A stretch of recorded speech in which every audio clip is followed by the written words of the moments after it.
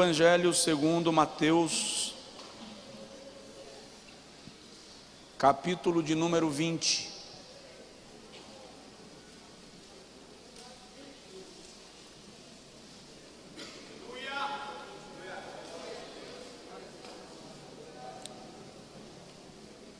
Capítulo 20 do Evangelho segundo Mateus, versículos 17, 18 e 19.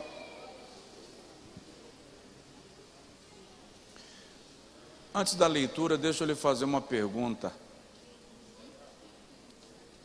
Você se conhece? Você se conhece? Por exemplo, você sabe seus limites? Consegue identificá-los com facilidade? Você sabe quando você está entrando na zona de perigo? Você sabe quando vai perder o controle de si mesmo e vai fazer besteira? Ou você é do tipo que costuma ir e vai esticando a corda e quando explode o tambor você... Brincadeira, não precisava eu temer. A partir da semana que vem, se o Senhor nos permitir, eu vou ficar 4 semanas pregando sobre quem é você. Para você fazer vamos chamar de diagnóstico de si mesmo. A maior parte dos nossos problemas não são de origem espiritual. São do campo da nossa humanidade que Satanás aprendeu a explorar muito bem. E a gente não aprendeu a vigiar e a colocar piquetes de segurança para a gente não descambar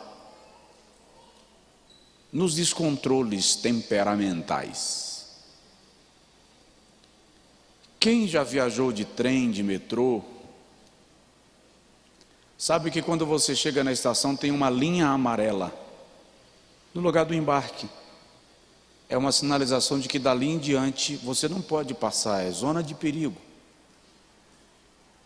Quando a gente se conhece, a gente identifica a zona de perigo. E eu quero ficar uns 2 dias falando com vocês sobre isso e você vai se surpreender consigo mesmo. Porque tem coisas na nossa vida que não é Deus quem vai fazer. Somos nós que precisamos aprender a identificar e discernir os cenários, os ambientes, para que a gente comece a colocar freio em si mesmo. Não adianta querer bancar o macho, mulher macho sim senhor. Existem limites que estão em nós e que a gente precisa conhecer. Para quê? Porque quando você os identifica, você se torna mais forte, você se torna mais dependente de Deus. Amém? Chega, senão eu vou pregar, vou antecipar. Vamos lá, Mateus 21, Mateus 20. E subindo Jesus a Jerusalém, ele foi para onde? Ele foi para onde? Jerusalém. E onde ele estava? Não, espera aí. Quem estava aqui terça-feira passada, levanta a mão. Só? Quem estava aqui terça-feira passada, levanta a mão. Tá. Quem estava na outra terça, levanta a mão. Então você tem que me responder essa pergunta. Onde Jesus estava que ele está indo para Jerusalém?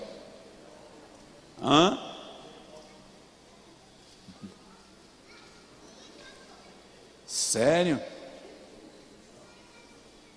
Galileia. E subindo Jesus a Jerusalém, chamou à parte os seus 12 discípulos e no caminho lhes disse: eis que vamos para Jerusalém, e o Filho do Homem será entregue aos principais sacerdotes e aos escribas, e condená-lo-ão à morte, e o entregarão aos gentios para que dele escarneçam, e o açoitem e crucifiquem, e ao terceiro dia ressuscitará. Diga amém. Agora diga assim: Senhor, me dá uma aula. Amém. Pode sentar. Há 2 terças atrás, hoje é a terceira, eu comecei a falar aqui sobre 7 dias caminhando com Jesus. Terça-feira passada eu falei sobre subindo para Jerusalém, dentro da mesma linha. No domingo da Santa Ceia, no domingo de Páscoa, eu preguei sobre então Jesus chegou a Jerusalém. Eu quero concluir um pouco desta viagem hoje, e é óbvio, eu disse aos irmãos que não daria tempo de eu tratar de todos os acontecimentos destes 7 dias de viagem. Quais 7 dias, pastor?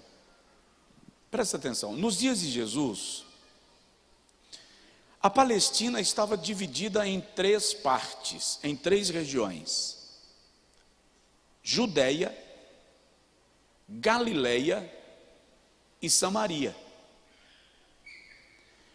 Os moradores, os habitantes das 3 regiões, judeus, galileus e samaritanos, tinham disputas regionais, territoriais.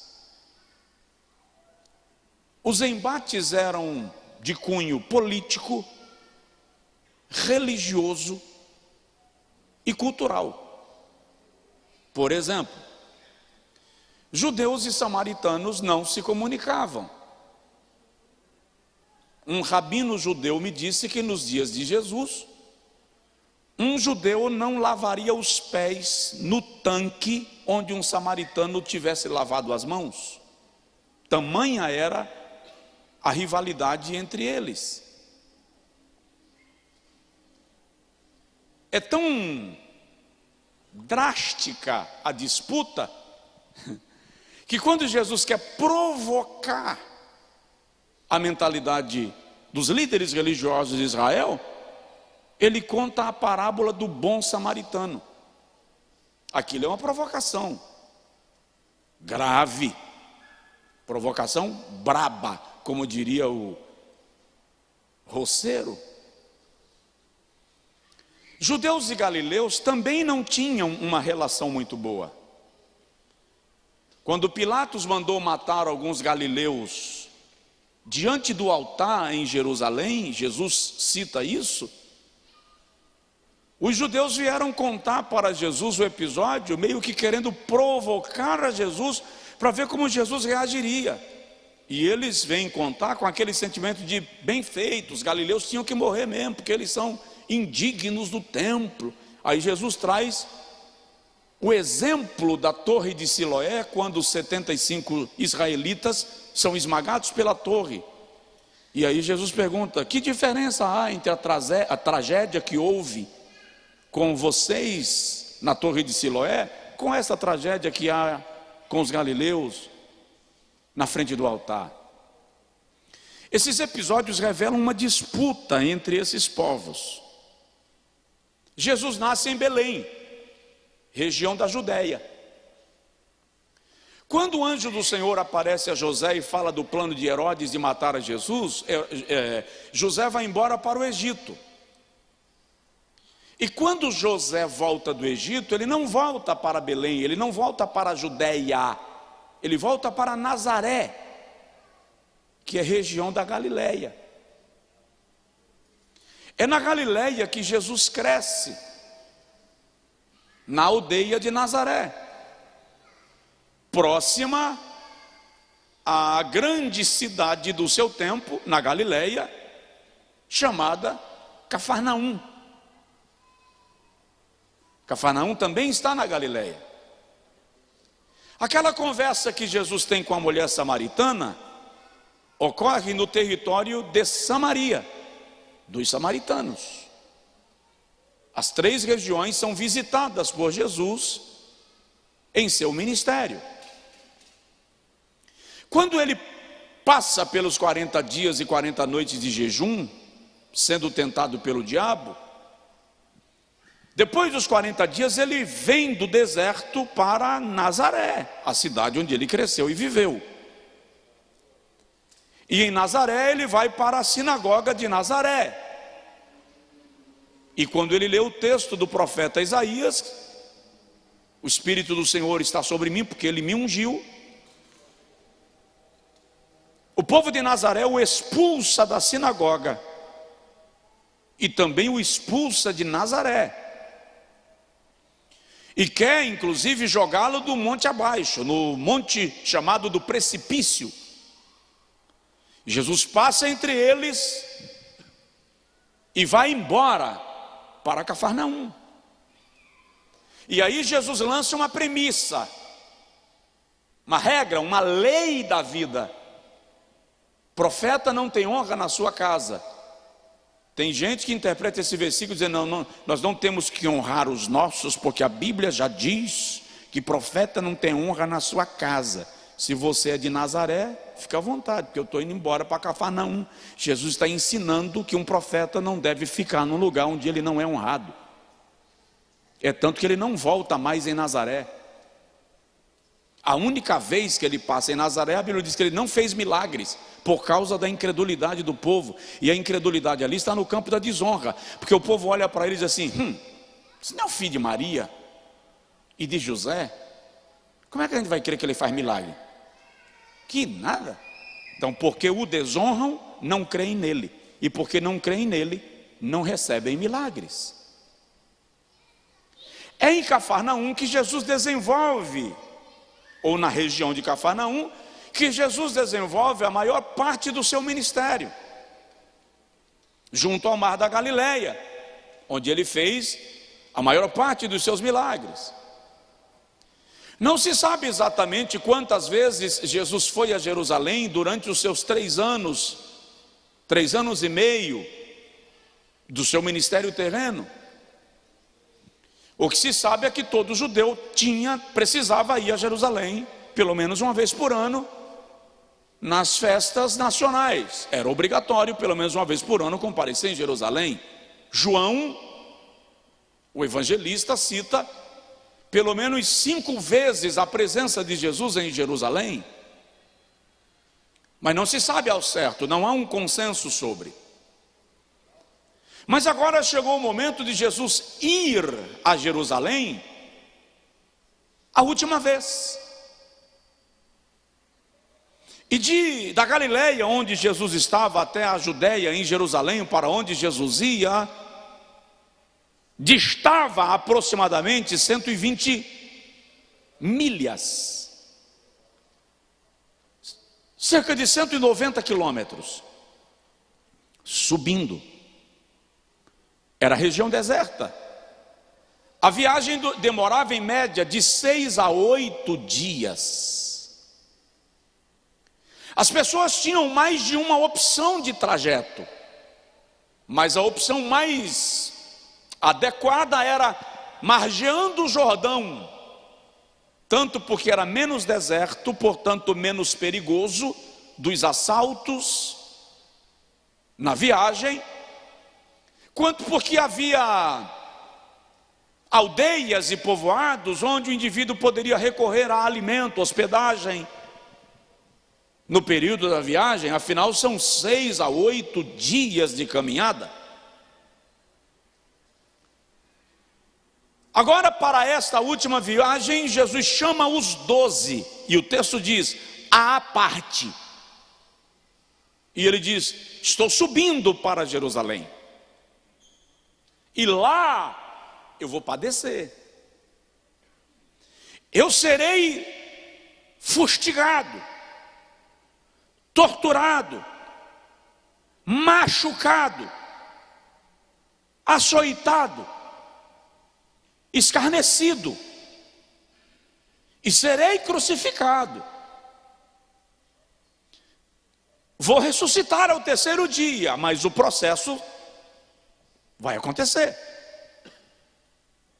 Se alguém quiser vir após mim, é agora que Jesus fala esse versículo. Se alguém quiser vir comigo, negue-se a si mesmo. Jesus já está dizendo que para começar a viagem com ele para Jerusalém, o indivíduo tem que estar disposto a morrer também. Por isso ele diz: tome a sua cruz. Porque naquele contexto, quem carregava uma cruz já estava condenado, ia ser executado. Então Jesus disse: se você quiser vir comigo, se vocês quiserem subir comigo, bom, tenho que dizer a vocês, abra mão da própria vida. Porque se farão isso comigo, podem querer fazer com vocês também. E aí ele vai ensinando algumas lições, e nessa viagem de 7 dias, incrivelmente, ocorrem uma série de acontecimentos, que a gente até pensa que se deram ao longo dos 3 anos do ministério, mas em uma semana, tem assim uma enxurrada de fatos, que vão apresentando Jesus aos seus seguidores.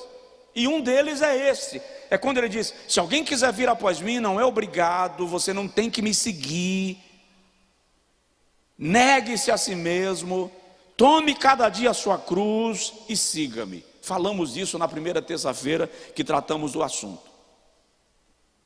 No meio da viagem tem um segundo episódio, porque é muito interessante, porque na viagem Jesus vai caminhando e atrás vem 12, inclusive Judinha. Judinha está lá. Sabe quem é Judinha? Iscariotinho. É ele. Aí vem os 12, Judas Iscariotes. Aí vem os 12, Jesus está na frente, e os 12 atrás conversando, e um começa a perguntar para o outro: fala sério, o que vocês acham? Quem deve ser o maior de nós no reino de Deus? Quem vai mandar em quem lá? Aí é possível que João tenha dito assim: deve ser eu, né? Porque eu sou o único que consigo encostar no peito dele, e sou parente. Aí o outro diz: não, e Pedro? Pedro é o mais corajoso, se arrisca. Mas Pedro é maluco, é adoidado, fala besteira, fora de hora. Jesus vê a discussão. Quando Jesus percebe a discussão, chega em um determinado momento que ele para e diz assim: quem quiser ser maior no reino dos céus, tem que se fazer igual a esse menino. Porque quem não for como uma criança, nem verá o reino de Deus. Já desmantela. Isso é uma rasteira no estilo zebra, tá? Desmantela. Lá na frente parece que a mulher de Zebedeu não presenciou a cena, que se ela tivesse presenciado, ela já tinha combinado com os 2 meninos: vocês fiquem tranquilos, que eu vou conversar com Jesus, eu vou pedir para ele para garantir para vocês a vice-presidência. Um vai ser primeiro vice, outro vai ser segundo vice no reino de Deus. Pode ficar tranquilo que eu já vou defender nosso peixe. Mas eu acho que ela não viu essa aula que Jesus deu, e ela chega assim: mestre, eu quero fazer um pedido que o senhor não pode enjeitar. Eu estou falando agora igual a gente lá na roça, tá? O senhor não pode enjeitar o pedido que eu vou fazer para o senhor. Aí Jesus diz: fala, mulher de Zebedeu. Senhor, eu quero que no teu reino meus 2 meninos estejam bem posicionados. Dá para explicar? Eu quero que um fique do teu lado no trono, do teu lado direito, e o outro do teu lado esquerdo. O resto dos crentes que se converterem depois disso, que se virem como der, pendurem na janela, contanto que meus meninos estejam no trono contigo. Aí lá vem mais uma lição, quando Jesus diz: eu posso, é possível. Eles beberão do cálice que eu beberei? Eles desavisados, viram Jesus dar uma aula usando o menino, mas ainda estão com vontade de serem vice-reis. Aí chegam para Jesus e diz: o cálice que o senhor vai beber, a gente bebe. Para sentar no trono, um do lado direito, outro do lado esquerdo? Pode botar o cálice que a gente bebe. Aí Jesus disse: o cálice que eu beberei, vocês beberão. Quanto a sentar-se comigo no meu trono, compete àquele a quem o meu Pai quiser dar. Mais uma lição. Já falamos disso aqui nas terças anteriores. Estou só dando estou viajando com vocês. Quando Jesus vai caminhando, aparece um rapaz, crente todo, santo até a pestana. Bom mestre. Jesus diz: por que você está me chamando de bom, sendo que só há um bom, que é Deus? Mais uma aula. O que eu faço para herdar a vida eterna? Jesus disse: guarda os mandamentos. Guardar mandamentos? Quais? Tipo assim, tem algum que eu não conheço? Não matarás, não adulterarás, não furtarás, não dirás falso testemunho. Não, eu faço isso desde a minha juventude. Interrompeu, ele não deixou Jesus terminar. Ele está tão convencido que ele não deixa Jesus terminar. Eu faço isso desde a minha juventude. Aí Jesus diz: então vai, vende o que tens, dá-o aos pobres, e depois vem e segue-me. Jesus está ensinando para ele que não adianta você guardar mandamento, mas na hora de praticar o amor, você não consegue. A viagem continua. À medida que a viagem vai continuando, Jesus chega em Jericó. Agora Jesus já está na região da Judéia. Jericó, naqueles dias, havia duas cidades, uma em ruínas, a velha Jericó, e a nova cidade de Jericó, construída por Herodes, onde Herodes fez um palácio de inverno para os seus dias de férias, os seus dias de descanso. Então, quando Jesus vai saindo das ruínas da velha Jericó, dois cegos gritam: Senhor, tem misericórdia de nós. E Jesus diz: vejam, e eles são curados. Quando ele vai entrando em Jericó, o povo vem barulhando, porque há 4 quilômetros atrás o povo viu dois cegos sendo curados. Então o povo está gritando: Jesus, filho de Davi, Jesus, filho de Davi, Jesus, filho de Davi. Bartimeu, que era cego, mas não era surdo, falou: quem é? Jesus, filho de Davi, tem misericórdia de mim. E alguém diz: cala a boca, cego, cala a boca. Jesus para e diz assim: trazei-me. E alguém chegou para Bartimeu e disse: levanta que ele te chama. Você já parou para analisar a alegria de Bartimeu com essa notícia? Quando Bartimeu chega diante do mestre, o mestre diz: o que você quer que eu te faça? Senhor, que eu torne a ver. Jesus então diz: vê, a tua fé te salvou. A Bíblia não diz que os outros dois seguiram a Jesus, mas a Bíblia diz que diz o nome do rapaz aí, irmão? Bartimeu, obrigado. A Bíblia diz que Bartimeu seguia a Jesus pelo caminho. Tipo, ele me curou, agora eu posso até morrer. Ele me curou, eu vou com ele. Só que Jesus não era obrigado a passar por dentro de Jericó. Ele podia passar pelo caminho que margeava Jericó, mas que não necessariamente entrava na cidade. E em Jericó havia um camarada rico, poderoso, que era auditor fiscal de Roma, no território de Israel. E ele quer conhecer Jesus. E a multidão não permite. Além do mais, ele é excomungado pelo templo. Então ninguém ia deixar ele encostar em Jesus. Então ele resolve correr na frente. Isso tudo é na mesma viagem. Sobe numa figueira, se esconde entre as folhagens para ver Jesus passar. Enquanto Jesus vai passando, Jesus para. Zaqueu,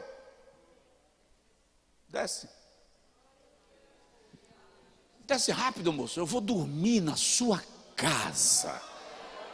O cara não podia entrar no templo, mas agora o templo vai entrar na casa dele. Ele não pode ouvir a lei, mas agora a graça vai morar na casa dele.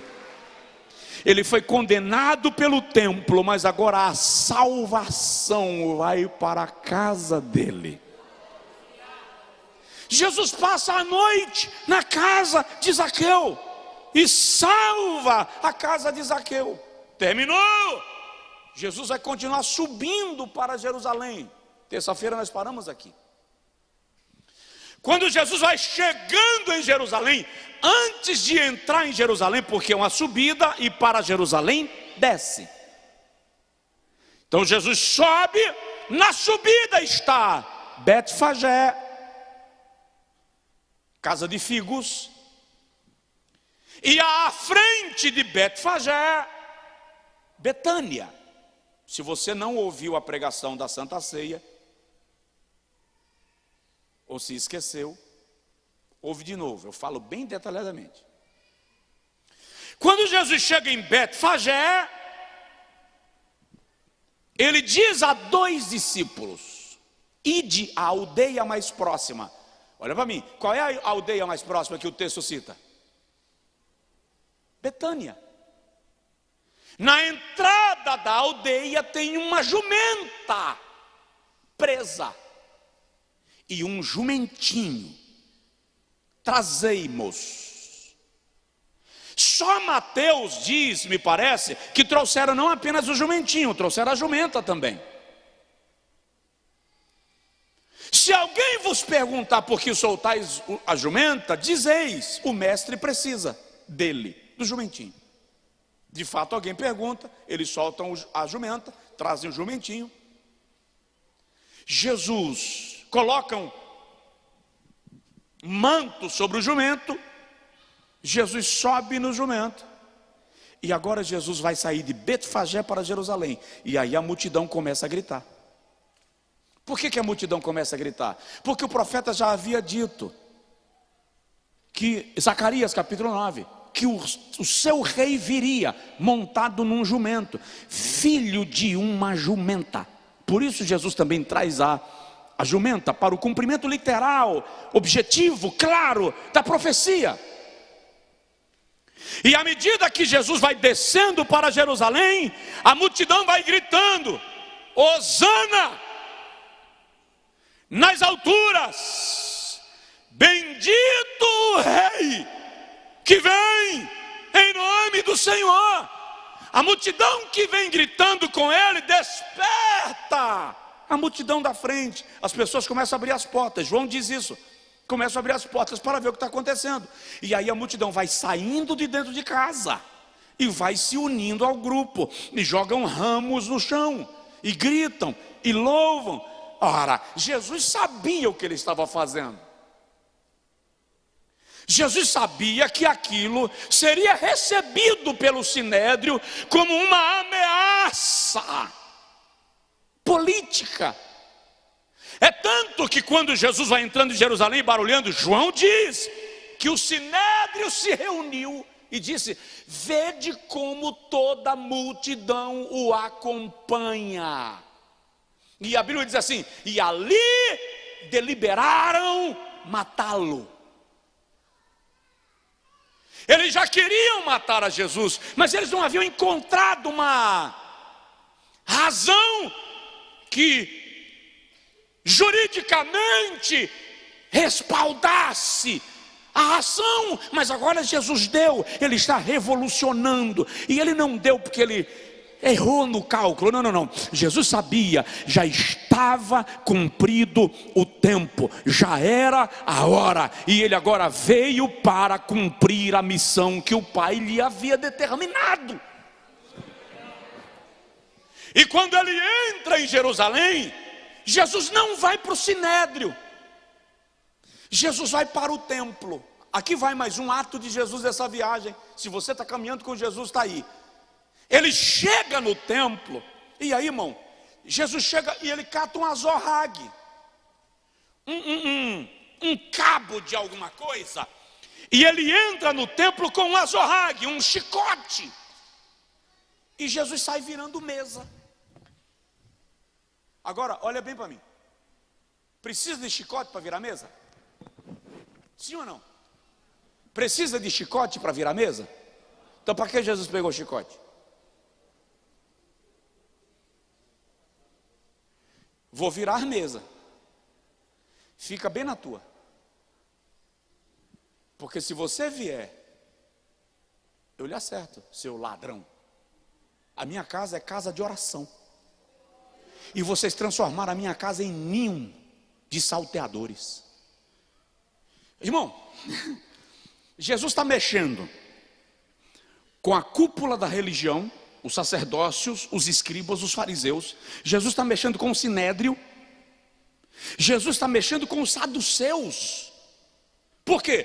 Porque enquanto os fariseus comandavam a economia a partir do comércio, os saduceus controlavam a economia a partir da agropecuária. Os fariseus eram os cabeças do sinédrio, dos 72 membros do sinédrio, a maioria absoluta era composta de fariseus. Então Jesus está mexendo com a política, com a religião, com a economia e com o poder jurídico. Fala a verdade, ia sair vivo? Iam deixá-lo vivo? Ele fez uma bagunça, irmão. E o que Jesus está fazendo?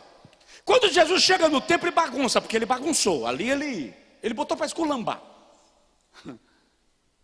Ele sai virando tudo. Por que Jesus faz isso? Presta atenção. Nos dias de Jesus, eu já disse aos irmãos que todo judeu tinha que vir a Jerusalém pelo menos uma vez oferecer sacrifício. Nos dias de Jesus, os sacerdotes havia estabelecido que nenhum adorador podia trazer o cordeiro, o pombo, a rolinha, a ovelha ou a novilha de casa.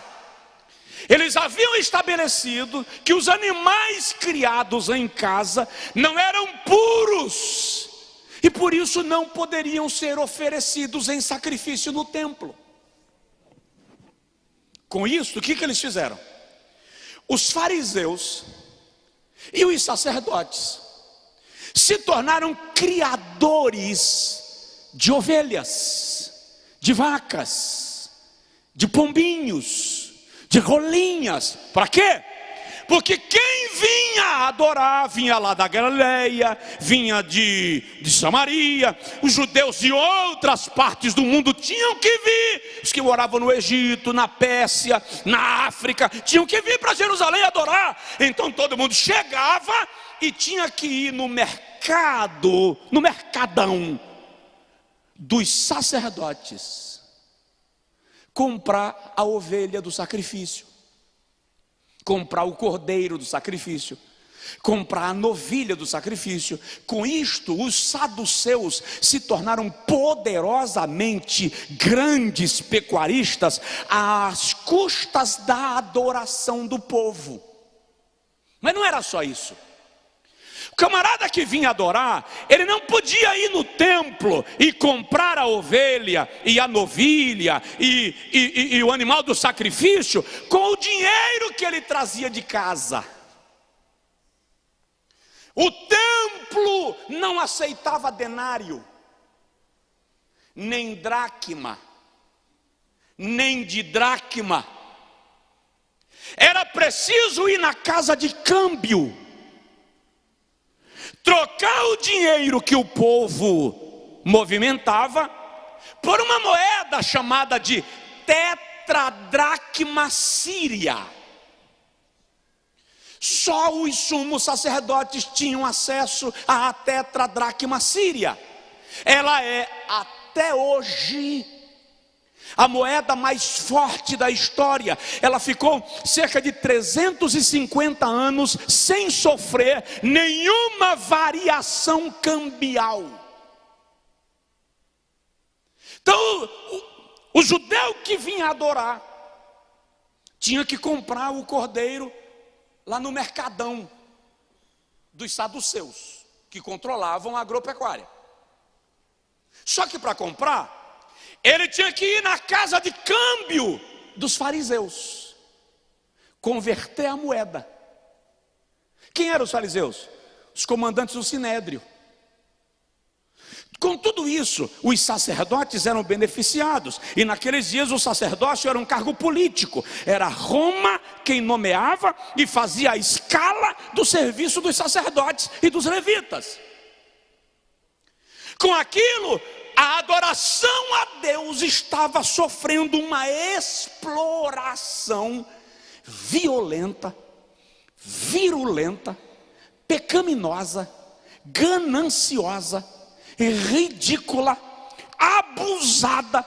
Quando Jesus viu aquela cena, ele entrou na casa de câmbio, virando mesa de câmbio, bagunçando a feira e dizendo: esta aqui é a minha casa, e a minha casa é casa de oração, e vocês transformaram a minha casa em ninho de ladrões. Presta atenção, quando Jesus entra em Jerusalém, a Bíblia diz que o sinédrio deliberou matá-lo. Mas o sinédrio não poderia matar a Jesus se os sacerdotes não concordassem. Não é por acaso, irmão, que Jesus entra em Jerusalém montado num jumento. Jesus sabe que pela tradição judaica, quem passasse pelo portão de Jerusalém montado seria declarado rei. Então ele faz a propósito. Jesus sabe que o sinédrio vai querer matá-lo, mas precisa do aval dos sacerdotes. Então ele vai no templo e vira a casa. Aí a Bíblia diz: então os sacerdotes determinaram matá-lo. Agora, o sinédrio e os sacerdotes querem Jesus morto a qualquer custo. Depois que ele faz aquilo, ele sai calmo, sereno e tranquilo. O crente vai indo. E ele sai para onde? Vai para Betânia. Fazer o que em Betânia? Maria, irmã de Lázaro, está oferecendo um jantar para Jesus. João 12, Marcos 14. Para que um jantar? Porque ele ressuscitou meu irmão. Eu vou honrá-lo. Quando Jesus vai para Betânia, a Bíblia diz assim: e os sacerdotes então determinaram que também matariam a Lázaro, pois por causa dele o povo cria que Jesus era o Cristo. Ou seja, a ressurreição de Lázaro tirou a dúvida de quem ainda se perguntava ser ou não ser. Quando Jesus chega no jantar, a mesa não era como a mesa que a gente conhece, tá? Era posto no chão, tipo um pano, um tapete, um tecido no chão. Então, os convidados, dá para ver daí, não dá? Os convidados sentavam à mesa, se assentavam à mesa para jantar, e se assentavam mais ou menos nessa posição aqui, ó. Se assentam para se servir, mas os pés estão para trás, porque é deseducado colocar os pés virados para a mesa. Enquanto Jesus está sentado, entra na casa uma mulher pecadora. E a mulher, quando entra na casa, chega aos pés de Jesus e debruça e começa a chorar. E ela chora e beija os pés. Chora e beija os pés. Quando ela viu que molhou demais, ela começa a enxugar com os cabelos. Aí alguém que estava na cena fez assim: esse cara é profeta nada? Se esse cara fosse profeta, ele saberia que essa mulher que está tocando nele é pecadora? Aí Jesus olha para o hospedeiro, o anfitrião, e diz: Simão, um homem tinha 2 devedores. Um lhe devia 50 denários e o outro lhe devia 500 denários, e ele perdoou aos 2. Qual dos 2 terá mais consideração por ele? Qual dos 2 será mais grato? Qual dos 2 o amará mais? Simão diz: a resposta é lógica, aquele que mais foi perdoado. Jesus disse: verdade, eu entrei na tua casa e tu não me deste o ósculo. Eu me assentei à tua mesa e tu não me lavaste os pés. Mas esta mulher lava-me os pés com as suas lágrimas, enxuga com os seus cabelos e me beija os pés. O ósculo era o beijo na mão ou no rosto. Jesus está dizendo: tu não me beijaste as mãos, nem me beijaste o rosto, mas ela me beija os pés.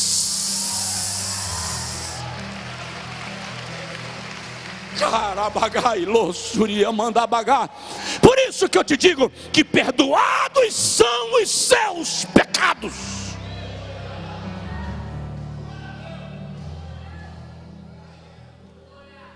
Enquanto Jesus faz isso, a mulher está sendo perdoada e abençoada. Maria chegou. Não é a mesma pessoa, tá? Não confunde, não é a mesma. Maria chega com um vaso de alabastro.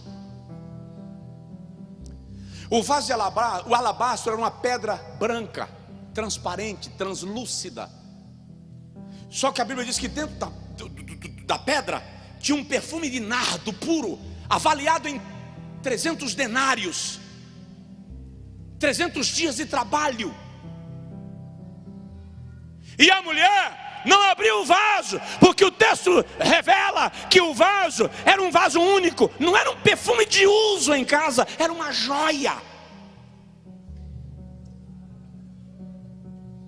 E ela não se contenta em pegar o perfume e derramar no mestre. Não, ela não quer dar só o perfume, ela quer dar o vaso. É como se ela dissesse: se o meu mestre vai ser quebrado na cruz, o que é uma pedra de alabastro, e ela quebra o vaso.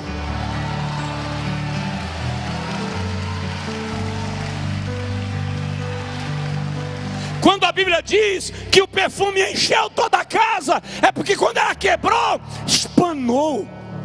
Toda a casa foi perfumada. Aí Judas Iscariote diz: para que isso? Igual alguém pensou agora: para que quebrar o vaso de barro? É da ornamentação. Vigia, irmão.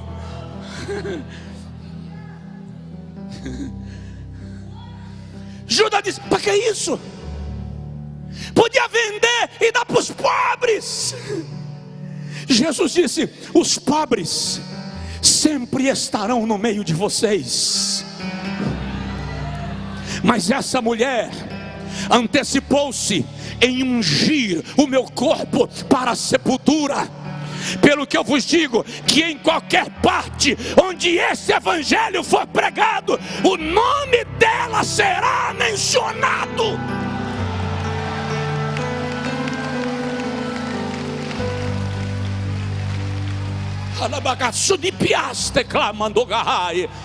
Aleluia.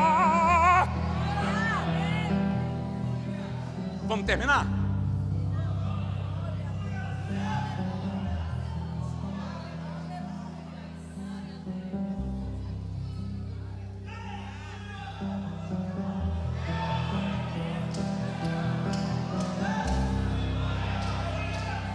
Jesus estava num almoço ou numa ceia?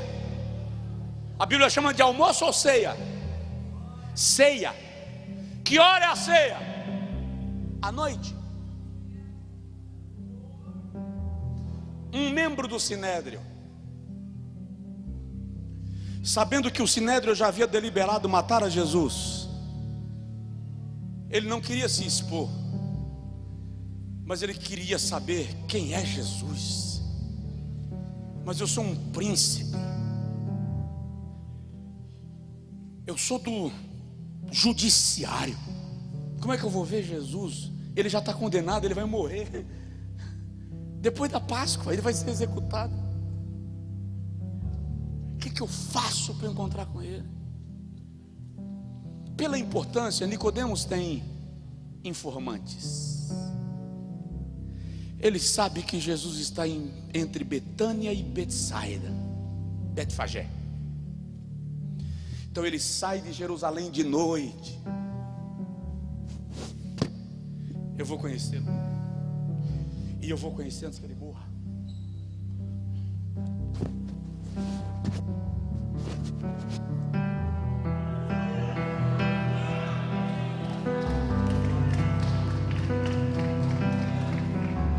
É nessa casa que Jesus está? Sim. Diga para ele que Nicodemos gostaria de falar com ele.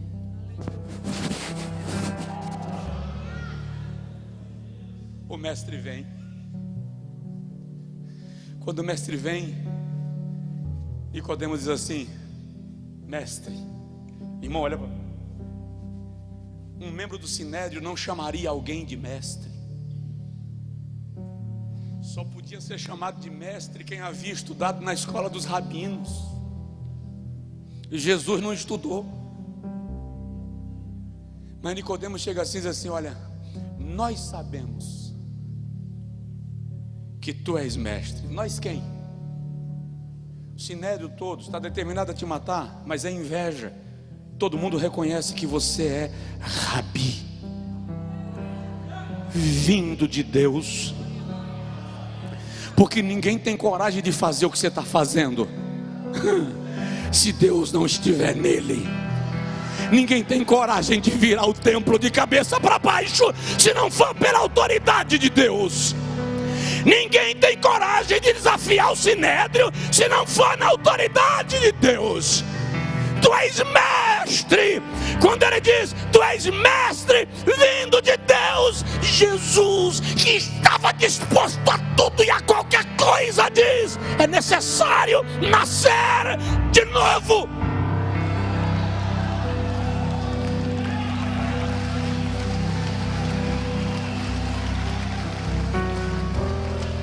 Nascer como? Eu posso porventura entrar novamente no ventre da minha mãe e tornar a nascer? Jesus diz: aquele que é nascido da carne é carne, e o que é nascido do Espírito é Espírito. Não te admires de eu te dizer que é necessário nascer de novo, porque é necessário nascer da água e do Espírito. Aí piorou. Nicodemos aí que não entendeu nada mesmo.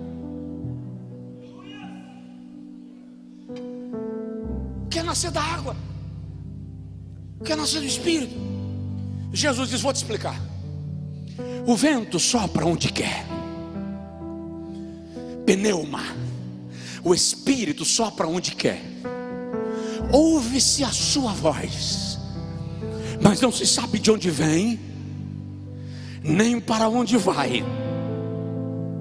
Agora Jesus fala dele: assim é todo aquele que é guiado pelo Espírito de Deus. Jesus está falando dele, pastor? Está. Jesus está dizendo: vocês não vão entender o que eu vou fazer, vocês não entenderão de onde eu vim, nem saberão para onde eu vou. Mas eu estou sendo guiado pelo Espírito, porque o Espírito que guiou Jesus ao deserto para ser tentado pelo diabo também o guiou até o Calvário para esmagar a cabeça da serpente. Hebreus capítulo 9 diz que Cristo Jesus foi guiado pelo Espírito Eterno, oferecendo-se a si mesmo imaculado a Deus, para resgatar das obras mortas a nossa consciência, a fim de servirmos ao Deus vivo.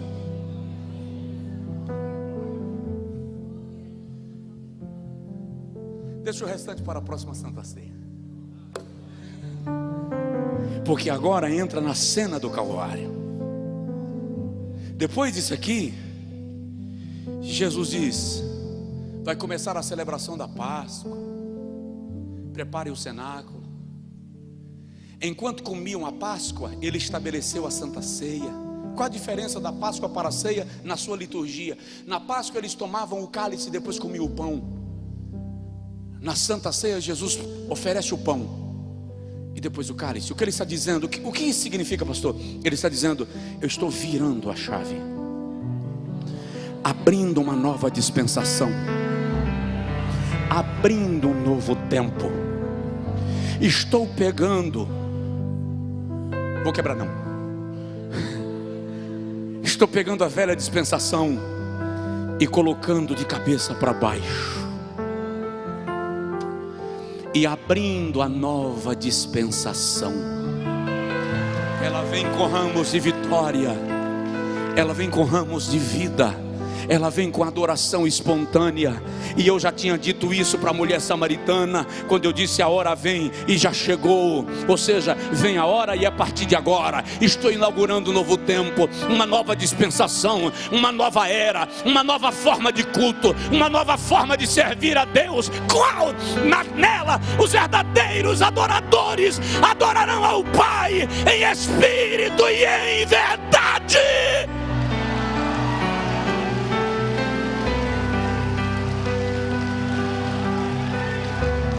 Fica de pé, por favor. Pode dar glória a Deus, pode aplaudir, pode celebrar, pode adorar, pode falar em línguas.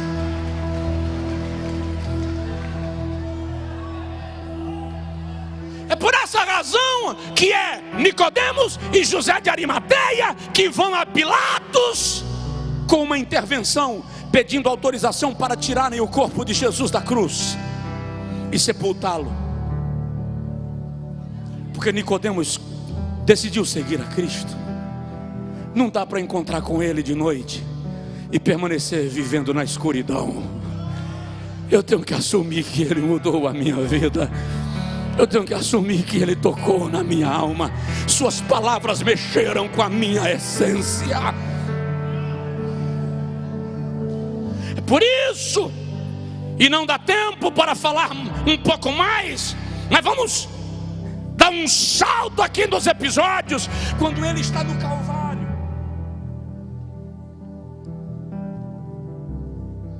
E chega a hora mais triste da história, quando ele diz: Eloi, Eloi, lama sabachthani. Deus meu, Deus meu, por que tu me desamparaste? E aí ele diz assim: está. Ai, que frase! Ah, que frase! Se a Bíblia toda se perdesse e algum arqueólogo cheio da graça encontrasse apenas esta placa escrita: está consumado, já seria suficiente. Porque está consumado significa está pago, está cumprido, está resolvido. Não há mais obstáculo, não há mais barreira. Ninguém pode questionar. Tetelestai, está liquidado.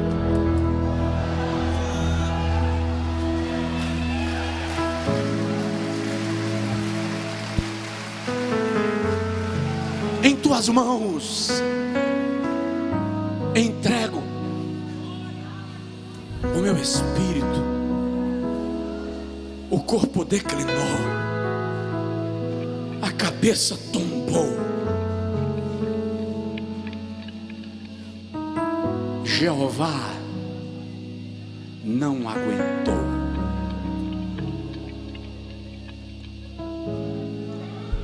O Todo-Poderoso não ficou no trono. O Todo-Poderoso não permaneceu sentado. Salmo 18, quando o filho tomba, a descrição poética é essa aqui: o pai no trono faz assim, ó.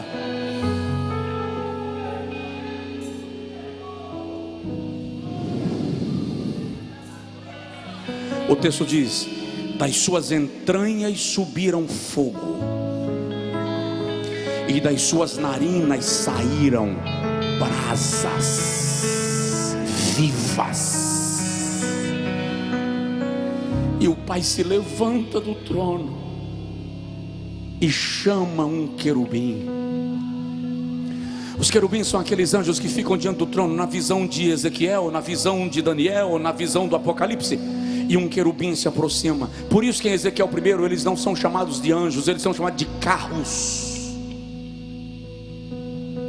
Ele montou num querubim, o pai. E quando ele subiu num querubim, o querubim partiu. E o Criador faz a volta no universo. Quando ele passou na frente do sol, o sol fez continência e apagou.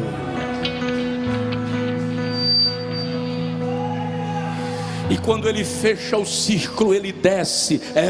Jeová desce. Ele mesmo desce. E quando ele desce, diz a Bíblia, o véu do templo se rasgou. Não se rasgou aleatório, não se rasgou de baixo para cima, se rasgou de alto a baixo. Porque quando ele desce, ele abre o véu, ele rasga o véu, a terra treme.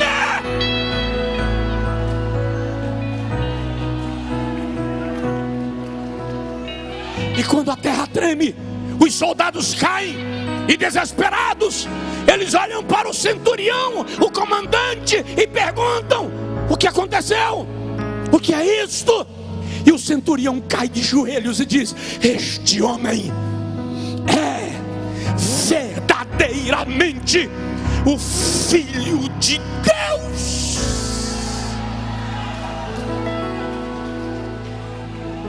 Agora presta atenção para a gente encerrar, senão vira vigília. Essa foi a pergunta que fizeram a Jesus diversas vezes e ele não disse. Satanás chegou para ele e disse: se tu és o Filho de Deus. Ele não atendeu, ele não deixou Satanás ter certeza. O diabo ficou na dúvida o tempo inteiro se Jesus era mesmo o Messias. Se tu és, Jesus não respondeu. Pilatos pergunta: se tu és, ele não responde. Herodes diz: se tu és, ele diz: tu dizes. Ele não disse. E quando ele quis falar de si mesmo, ele disse: o Filho do homem, o pão da vida, a água da vida, a luz do mundo. Mas ele não diz: eu sou o Filho de Deus. Ele fala: o Filho do homem, o Filho do homem, o pão da vida, o verbo da vida. Quando o véu do templo rasga e a terra treme e o sol escurece, agora a declaração veio. Agora o centurião diz: esse homem é verdadeiramente. O que ele está dizendo é: agora não tem mais dúvida, não tem para que ficar perguntando. Ele realmente é o Filho de Deus. Ele é o Filho de Deus. Ele é o Filho de Deus. Ele é o Filho de Deus. Ergue as mãos para os céus e declara: ele é o Filho de Deus. A certeza era tão grande, gente, que disseram assim: coloca ele no túmulo, mas não deixa só, coloca um pelotão de guardas para vigiar. A gente quer ter certeza. Abiacaçapalai, Ossuriai, Cova, Surabadá. A terra está parada, mas ele desce às partes mais baixas da terra, pisa na cabeça de Satanás. Aí ele pega o paraíso, onde estão os crentes de todas as épocas, e ele sobe com o paraíso, e chega com o paraíso e coloca diante do trono de Deus.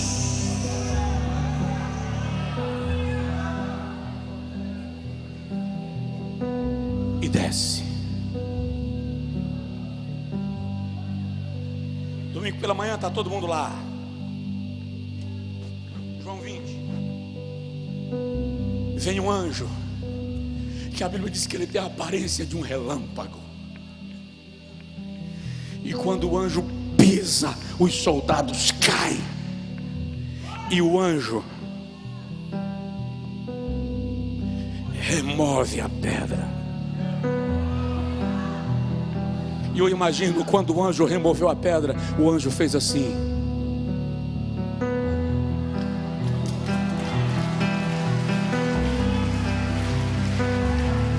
E ele se levanta. Eu sou aquele que fui morto, mas estou vivo pelos séculos dos séculos, e tenho nas mãos as chaves da morte e do inferno.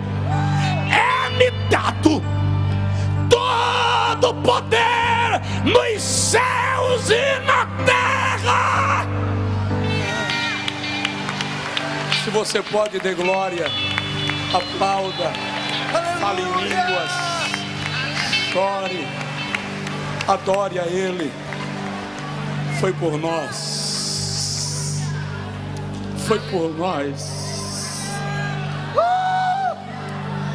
foi por nós.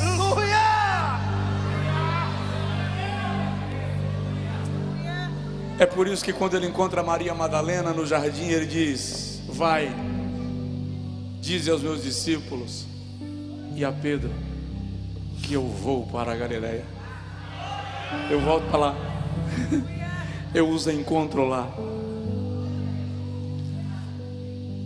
É por isso que quando a irmã Maria vai dar o recado e fala com todo mundo, eu falei com Jesus. Ele me disse que vai ver a gente lá na Galileia. Irmão Pedro, ele mandou dizer para você que ele te espera lá, tá? Aleluia. Oh, É lá numa da Galileia, onde eles estão pescando, que Jesus chega para comer peixe com mel. Ah, para, senão eu prego de novo. O que eu quero te dizer é que tudo isso foi por mim, foi por você. E tem mais. Não foi apenas por mim e por você, foi também para mim e para você. Se tem alguém do seu lado, diz para ele assim: Ele conquistou o céu para você. Ele conquistou o céu para você.